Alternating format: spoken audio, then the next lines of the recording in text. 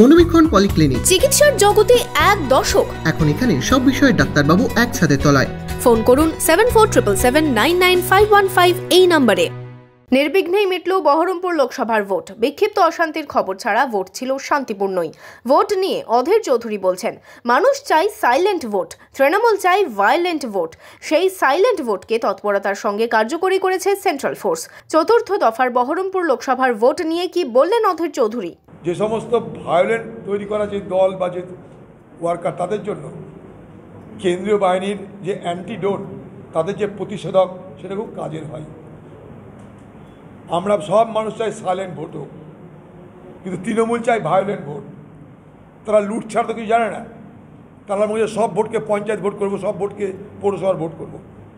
তো তৃণমূলের যারা ভায়োলেন্ট করতে চায়, সন্ত্রাস করতে চায়, মানুষ চাই সাইলেন্ট ভোট, তৃণমূল চাই ভায়োলেন্ট ভোট।